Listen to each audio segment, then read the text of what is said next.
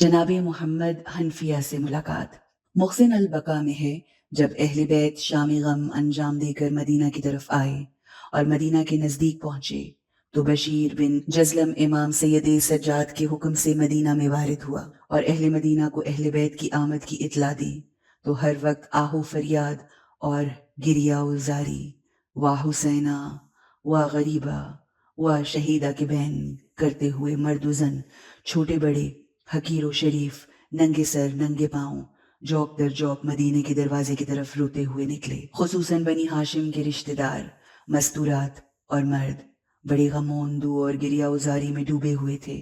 جب یہ خبر جناب محمد حنفیہ کو ملی تو جلدی سے اٹھے، اپنے گھوڑے پر سوار ہوئے اور تیزی سے دروازہ مدینہ کی طرف رخ کیا. لوگ بھی حسین حسین کا ماتم کرتے جا رہے تھے. بہت ہجوم تھا، چلنا بڑا مشکل تھا. جناب محمد حنفیہ بھی آنسو بہاتے اور ہائے حسین کرتے ہوئے اس قافلہ گریہ کے پاس پہنچے. جب سیاہ علموں اور خیام حسین پر نظر پڑی تو گھوڑے سے زمین پر گر پڑے اور بے ہوش ہو گئے. بیمار کربلا خیمے سے باہر آئے اور خود چچا کے پاس پہنچے. ان کے سر کو اپنے دامن میں رکھا تو محمد حنفیہ ہوش میں آئے. آنکھیں کھولی اور اپنے یتیم بھتیجے کو اپنے سرہانے دیکھا تو دل پر درد سے چیخیں اور فریادیں نکلنے لگی اور فرمایا، یبنا اخی آئینہ اخی، میرے بھتیجے، میرے بھائی کہاں ہیں؟ میرے سر کے تاج امام حسین کہاں ہیں؟ پھر زور زور سے روتے ہوئے پوچھا، میری آنکھوں کی ٹھنڈک، میرے دل کا میوہ، میرے باپ کی خلیفہ امام حسین کہاں ہیں؟ حضرت امام زین العابدین نے گریہ میں ڈوبی ہوئی آواز میں فرمایا، اے چچا جان، میں بابا کے ساتھ گیا تھا لیکن یتیم ہو کر واپس آیا ہوں. اور روز عاشور امام حسین علیہ السلام کی شہادت کے واقعات سنائے اور فرمانے لگے، اے چچا جان، آپ کربلا میں جو نہ تھے تو سنیے ہمارا حال. سب سے پہلے ہمارا پانی بند ہوا، پھر جنگ مسلط کی گئی.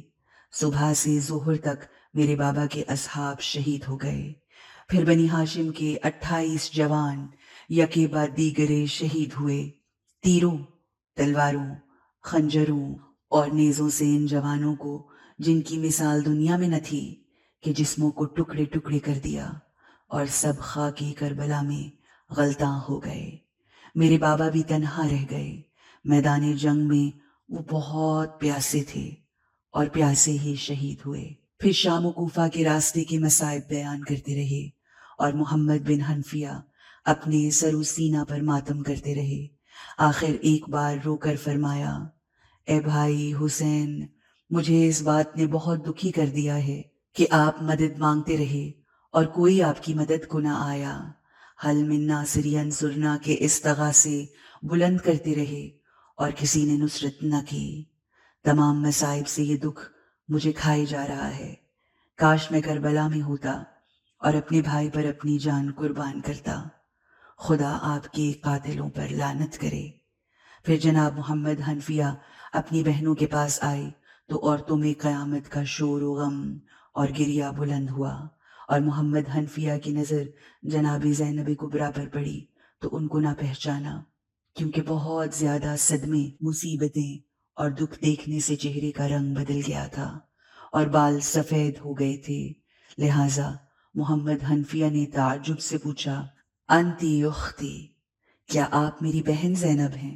میری پیاری بہن، کہاں ہیں آپ کے بھائی؟ آپ میرے بھائی کو ساتھ لے گئیں لیکن واپس نہ لائیں.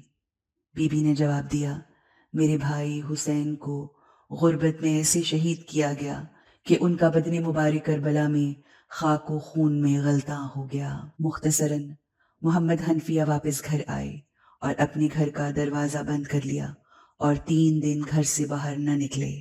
تیسرے دن گھر سے باہر نکلے اور اپنے گھوڑے پر سوار ہوئے اور بیابان کی طرف چلے گئے. گم ہو گئے حتیٰ کہ مختار کے خروج تک غائب رہے.